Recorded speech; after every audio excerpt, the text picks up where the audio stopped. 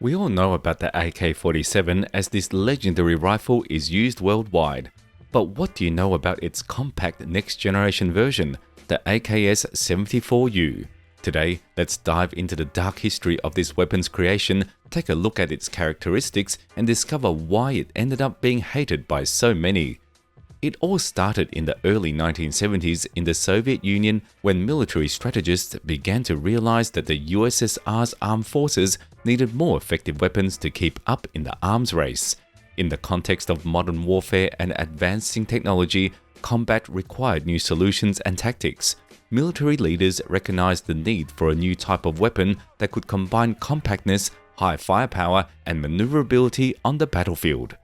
The starting point in the history of the AKS-74U can be traced back to the 1973 competition known as Modern. The goal of the project was to develop a new generation of rifles that could be effectively used in various combat conditions. The key criteria were compactness, lightness, reliability, and versatility. However, during the development of the AK-74 rifle, it became clear that certain categories of soldiers needed more compact and convenient weapons. This included vehicle crews, pilots, paratroopers, and other personnel who required smaller weapons to effectively carry out their tasks. Essentially, a submachine gun was needed, but attempts to create a weapon using the existing 9mm round proved unsuccessful. The round was considered insufficiently powerful for such use. Therefore, the military decided to develop a weapon using the 5.45mm rifle cartridge, which had been adopted in 1974. Thus began the development of a shortened version of the rifle known as the AKS-74U. This process was thorough and intense, involving numerous technical studies, tests, and improvements. The AKS-74U was based on the AK-74, making production easier than if it had been an entirely new rifle. Before its adoption in 1979, the AKS-74U underwent trials in the Azerbaijan SSR in the city of Ganja. The weapon was tested by airborne and motorized infantry units. Initially, the AKS-74U was manufactured in Ijevsk, but production was moved to Tula in 1981. Interestingly, models made in Ijevsk are now highly valued by foreign firearms collectors, but that's not the point. After 6 years of development and testing, the AKS-74U was officially adopted in 1979. The new weapon became an essential part of the arsenal and saw widespread use in various military operations and special missions. The introduction of the AKS-74U coincided with the Soviet Union's military involvement in Afghanistan. The new rifle received a lot of negative feedback due to its low accuracy in automatic fire. It's important to understand that the AKS-74U loses to the standard AK-74 in this regard, which is natural given their different characteristics and intended purposes. Criticisms were also directed at its low stopping power and relatively quick overheating during automatic fire. During the First Chechen War, the AKS-74U became one of the most hated weapons in the Russian army. Soldiers despised it and tried to replace it with other rifles whenever possible. But why was this the case? Compared to the AK-74, the barrel length of the AKS-74U was cut in half. In fact, this is why the abbreviation AKS-74U stands for Kalashnikov Automatic Rifle with a Folding Stock, where the U signifies shortened, Ukorocheny in Russian. Because of the shortened barrel, the gunpowder gases didn't have enough time to burn in the barrel, which led to significant muzzle flash. This made shooting uncomfortable and revealed the soldier's position. To fix this, a more effective flash suppressor was developed. Due to the short barrel, the front sight was moved closer to the rear sight. It's known that the greater the distance between the sights, the more accurately a soldier can aim. Therefore, the rear sight had to be moved back and placed on the dust cover. Since the dust cover on the AK isn't the most securely fixed part, an additional attachment point was added. As a result, the dust cover became movable rather than fully detachable, and overall, these are the main differences between the AK-74 and the shorter AKS-74U. But why didn't many soldiers like it? There are several reasons. The AKS-74U was too large and powerful for personal defense, but not effective enough for full combat use. Instead of a compact submachine gun, tank crews, artillerymen, and truck drivers received a large and overly powerful weapon. So even despite all the modifications, a regular submachine gun seemed like a better idea than the shortened rifle. And even then, it turned out that the AKS-74U had too low a range and accuracy for use by paratroopers. In fact, they were among the first to reject it. A separate problem with the AKS-74U, unlike other AKs, was rapid overheating. Soldiers would say, after a few empty magazines, the rifle starts spitting instead of shooting.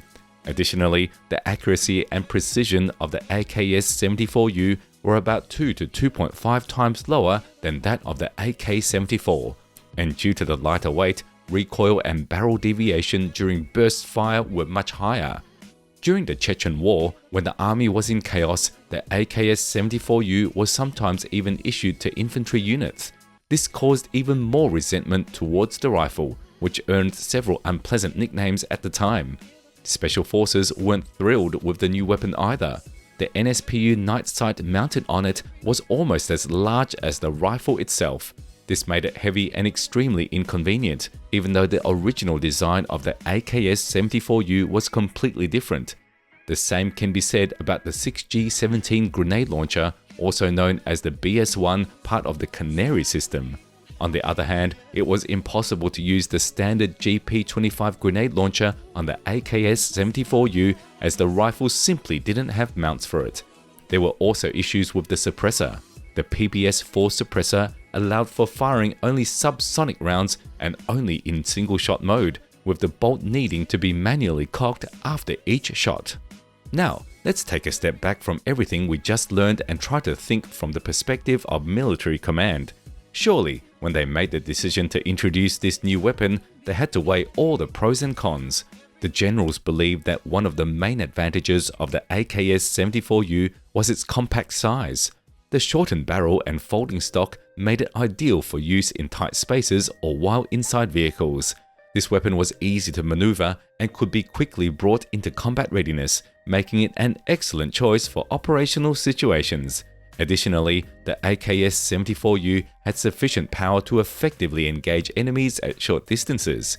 Its compact size didn't reflect its combat strength, unlike submachine guns, and the AKS-74U was able to handle tactical situations that required quick and precise response. But the command also considered the downsides of shortening the AK-74, that is, what a soldier would lose if issued such a rifle. The short barrel of the AKS-74U reduces shooting range and accuracy at longer distances, making it less effective in open terrain. Additionally, the short barrel results in higher recoil and a brighter muzzle flash when firing, which can make controlling the weapon more difficult, especially during burst fire. Another drawback is the limited ability to attach additional equipment, such as suppressors or under-barrel grenade launchers.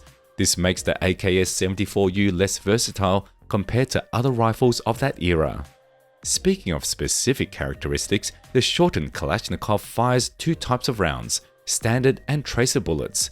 A steel core bullet from a 5.45mm round fired from this rifle has a 50% chance of penetrating a steel sheet at a 90-degree angle.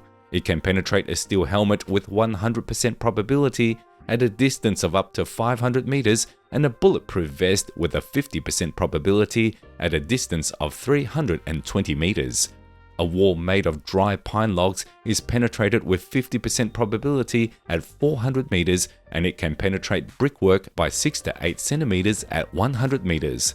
The lethal effect of a bullet fired from the AKS-74U is maintained up to a distance of 1,100 meters. And as for the maximum possible range, a bullet can fly up to 2,900 meters with a muzzle energy of 900 joules. Now, let's look at the actual characteristics of the Kazuka, AKS-74U's nickname, and as a bonus, compare it with an American counterpart designed for similar tasks. The M4 carbine is a perfect comparison, as both weapons are compact versions developed in different countries but intended for similar battlefield tasks. Starting with the rate of fire, the AKS-74U has a firing rate of about 650 to 735 rounds per minute, providing it with a high level of firepower in close combat. Meanwhile, the M4 carbine can fire at a rate of about 700 to 950 rounds per minute, making it slightly faster compared to the Kalashnikov. Both weapons use smaller caliber ammunition, giving them comparable shooting characteristics and ballistics. The AKS-74U uses a 5.45 by 39mm cartridge, while the M4 carbine uses a 5.56 by 45mm cartridge. Both of these rounds have less armor-penetrating ability compared to larger calibers like 7.62mm rounds. However, the smaller caliber causes more damage to soft tissue as there's a lower chance of the bullet passing through, making these rounds more effective in close combat and when shooting at exposed body areas. In terms of range, the AKS-74U has an effective shooting range of about 400 meters, while the M4 carbine has a slightly longer range of up to 600 meters. The AKS-74U is lightweight, around 3 kilograms without ammunition, making it easy to carry and maneuver in confined spaces. On the other hand, the M4 carbine is slightly heavier, around 3.4 kilograms without ammunition, but its ergonomic design and customization options make it more convenient and flexible to use. It seems that in some aspects, the shortened Kalashnikov wins, but in others, the M4 holds its ground. Thus, both the AKS-74U and the M4 carbine are effective and maneuverable compact automatic rifles, each with its own features and characteristics. By the way, remember we mentioned various attachments for the shortened Kashyyyka? The AKS-74U has several modifications to accommodate them. For example, the AKS-74UB, which allows for silent, flashless shooting in stealth operations. Structurally, the AKS-74UB is an AKS-74U with a PBS-1 suppressor installed on the barrel instead of the compensator and flash suppressor. This suppressor is designed as a cylinder divided by washers into several chambers with central holes for the bullets to pass through. The powder gases lose spread and energy in the chambers after the bullet exits and slowly escapes through the holes at the front of the suppressor. Silent firing is conducted with special rounds and have a heavier bullet and reduced powder charge. There's also the AKS-74UN modification, which has a side rail on the left of the receiver for mounting a night vision scope. The Izhevsk mechanical plant produced a batch of these rifles with an NSPU night sight.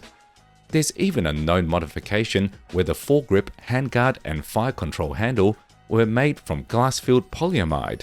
This version without ammo weighed 2.68 kilograms, about 400 grams lighter than the original.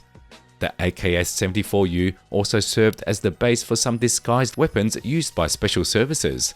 One such variant could be concealed inside a special briefcase, with the handle attached directly to the rifle. Pressing a special button would cause the briefcase to automatically open and fall away, leaving the rifle ready to fire.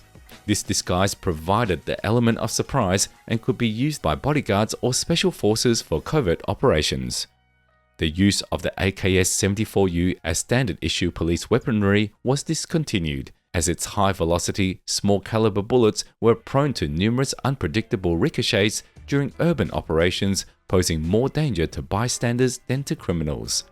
To sum up, although shortening the original AK-74 was an interesting idea, the Kashyyyka ultimately became a symbol of a poor and somewhat questionable compromise. It's no surprise that when newer weapon options appeared in Russia, they quickly replaced the AKS-74U in many units. Those who needed a good self-defense weapon or a submachine gun for police operations chose the Vityaz SMG, while those in need of a compact but effective combat weapon found the AK-105 to be a more appealing option. That's the story. So while we're used to considering the Russian Kalashnikov as a symbol of versatility and reliability, unfortunately, the AKS-74U likely won't make it into that Hall of Fame. What other interesting Kalashnikov modifications do you know of? Share your thoughts in the comments, and don't forget to subscribe to the channel so you don't miss new videos.